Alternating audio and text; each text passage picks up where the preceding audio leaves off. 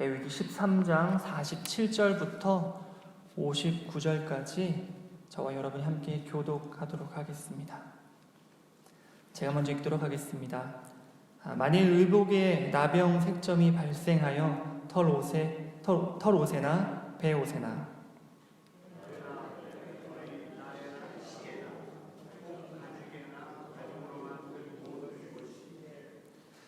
그 의복에나 가죽에나 그 날에나 시에나 가죽으로 만든 모든 것에 병색이 푸르거나 붉으면 이는 나병의 색점이라 제사장에게 보일 것이요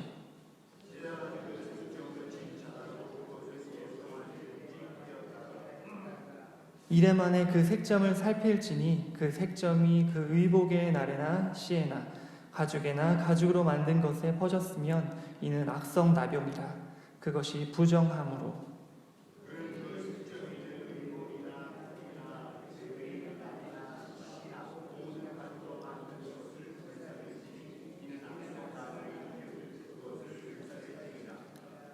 그러나 제사장이 보기에 그 색점이 그 의복의 날에나 시에나 모든 가죽으로 만든 것에 퍼지지 아니하였으면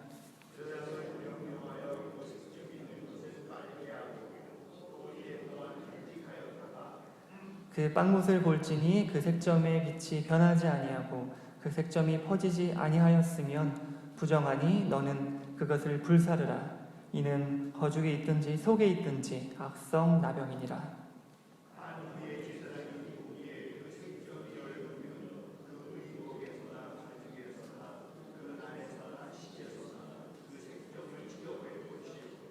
그 의복의 날에나 시에나 가죽으로 만든 모든 것에 색점이 여전히 보이면 재발하는 것이니 너는 그 색점 있는 것을 불사를 지니라.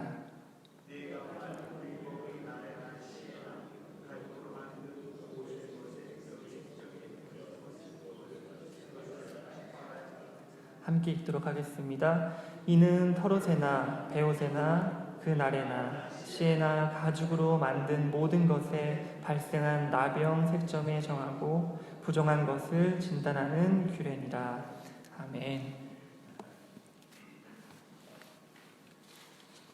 오늘 말씀을 요약하면 이렇습니다. 의복과 가죽에 푸르거나 붉은 나병 색점이 생기면 제사장에게 먼저 보여주어야 합니다. 제사장은 이를 받아 7일 후 살펴서 색점이 퍼졌으면 그것은 악성 나병이기 때문에 불사르고 색점이 안 퍼졌으면 빨아서 다시 7일 후에 살핍니다. 색점이 여전하면 불사르고 옅어졌으면 그 부분을 찢어내고 벗겨졌으면 다시 한번 빨아서 정하게 합니다. 사람에게 나병이 생긴다는 말은 들어봤지만 의복과 가죽에 나병이 생긴다는 것은 저에겐 와닿지 않는 본문이었습니다. 그래서 좀 더 쉽게 이해하기 위해서 쉬운 성경을 살펴봤는데 정말 쉽게 표현이 되어 있습니다. 곰팡이. 의복과 가죽에 푸르거나 붉은 곰팡이가 생기면 불에 태워야 한다는 것입니다. 또 궁금했습니다. 곰팡이가 왜 생길까? 대부분의 모든 자료가 습기 때문이라고 이야기합니다. 또 궁금해졌습니다. 그렇다면 습기는 또 왜 생기는 것일까? 그것은 결로 현상 때문입니다. 결로 현상은 실내외 온도 차이가 심한 경우에 나타나는 현상입니다. 내부의 온도 차이가 15도 이상 나거나 내부 습도가 상당히 높을 경우에 공기 중에 수증기가 벽이나 천장, 바닥에 닿아서 응축되어 물방울이 생기는 그런 현상입니다. 이 현상이 있는 곳에 각종 균과 곰팡이가 번식하기에 좋은 환경이 되는 것입니다. 오늘 본문은 이 현상이 나타나면 제사장에게 보여주고 7일 후에도 그대로 있으면 불사르라는 것입니다. 그런데 안 퍼졌으면 세탁 후 7일을 살펴서 여전하면 불사르고 옅어졌으면 그 부분만 찢고 벗겨졌으면 마지막으로 빨면 끝입니다. 저는 이 내용을 토대로 해서 두 가지 메시지를 함께 나누고 싶습니다. 첫 번째는 죄는 하나님의 형상을 파괴한다는 것입니다. 죄는 하나님의 형상을 파괴한다. 본문의 첫 절인 47절은 이렇게 시작합니다. 만일 의복에 나병 색점이 발생하여.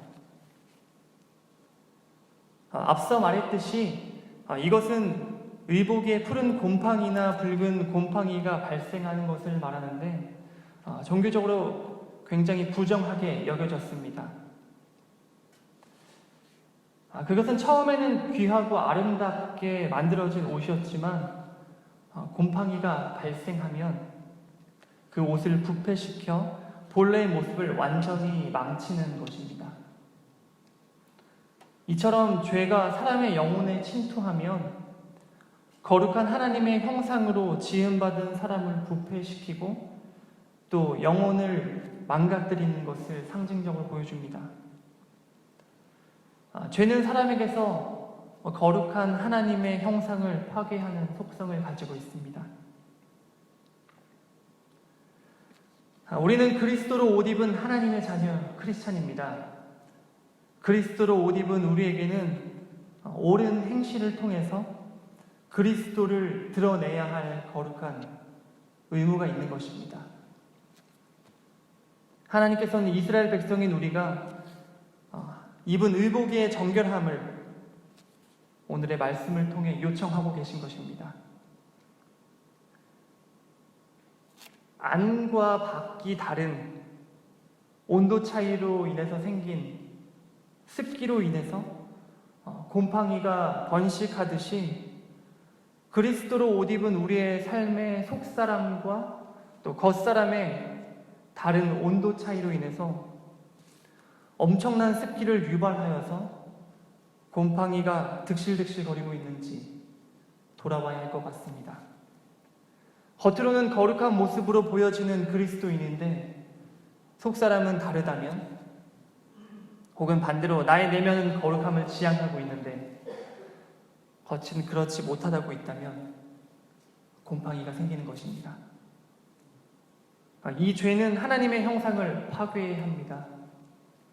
하나님의 형상을 파괴하는 죄에 대해서는 우리는 철저하게 회개해야 합니다.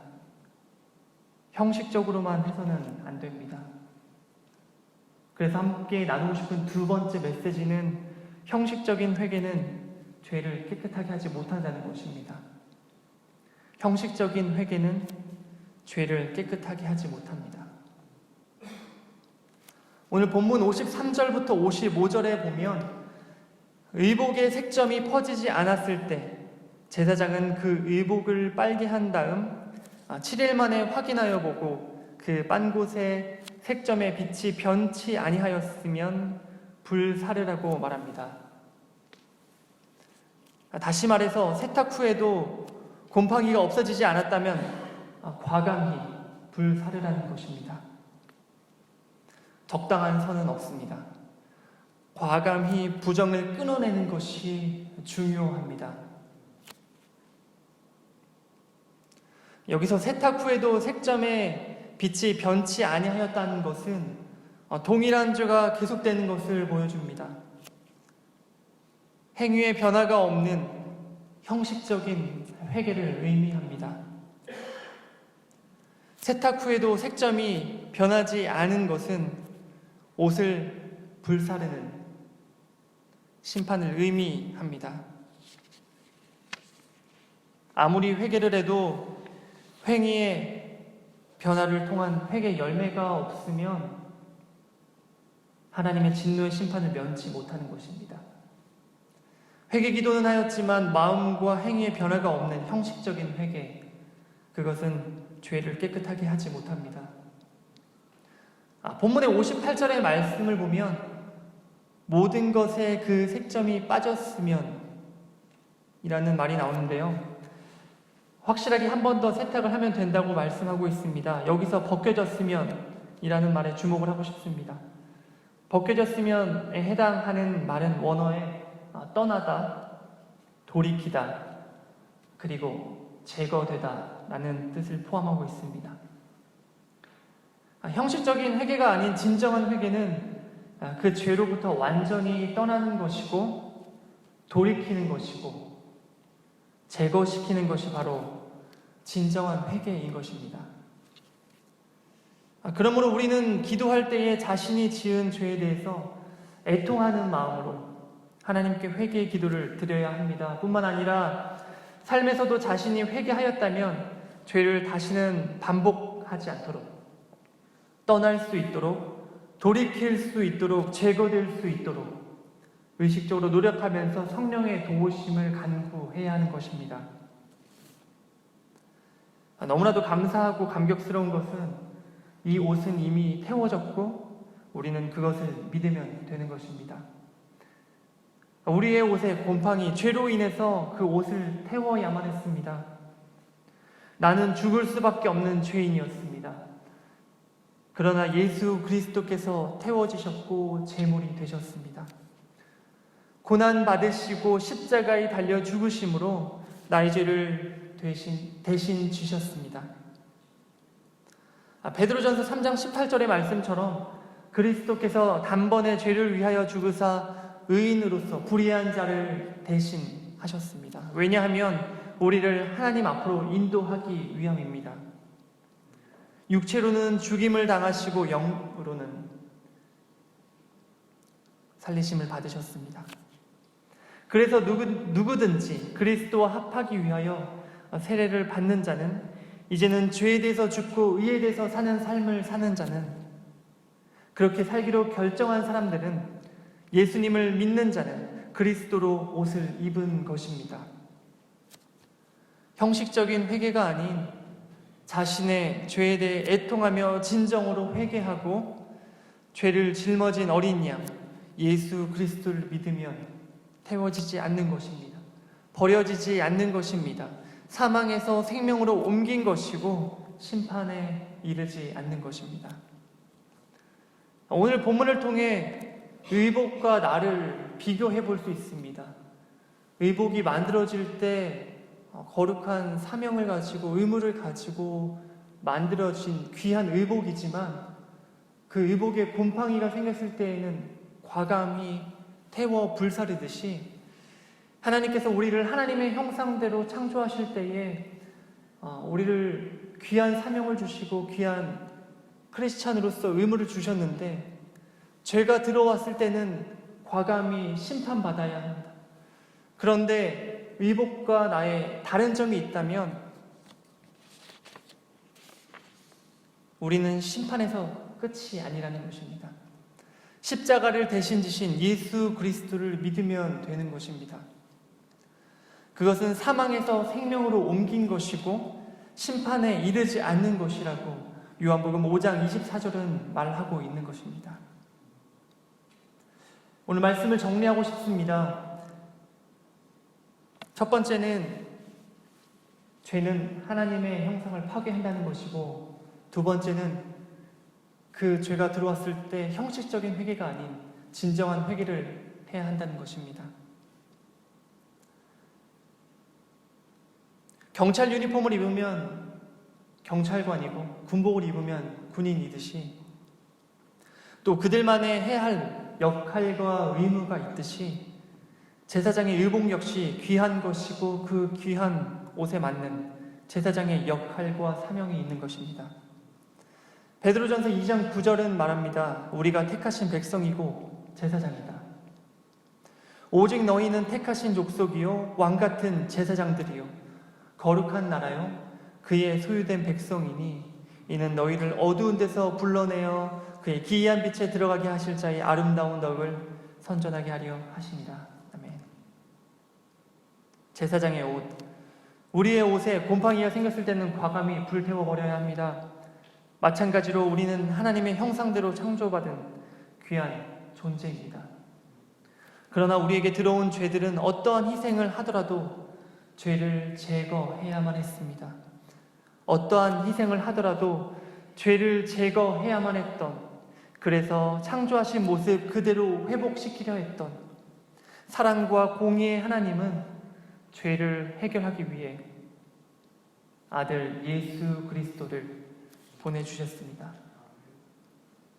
그리고 그 예수님은 순종하심으로 고난받으시고 모든 사람들을 위해 십자가를 대신 지셨습니다. 예수 그리스도 한 분이 모든 사람을 대신하여 죽으셨기에 모든 사람이 죽은 것입니다. 그의 죽으심은 살아있는 자들로 하여금 다시는 그들 자신을 위하여 살지 않고 오직 예수 그리스도를 위해 살게 하기 위함입니다. 그러므로 우리는 육신을 따라 살아가며 심지어 육신을 따라 예수 그리스도를 알아가는 것이 아니라 성령을 따라가며 예수 그리스도를 알아가야 하는 것입니다. 그리하여 그리스도 안에서 살아가는 우리는 그리스도로 옷 입은 회복된 하나님의 형상으로 하루하루를 살아내는 자들입니다. 이것이 우리를 제사장으로 부르시고 그리스도로 옷을 입혀주신 자의 명령이자 우리의 사명이며 의무인 것입니다. 오늘도 그리고 하루하루의 삶에 이 사명과 역할을 충실히 감당하시는 귀한 제사장 되시길 주님의 이름으로 축복합니다. 할렐루야.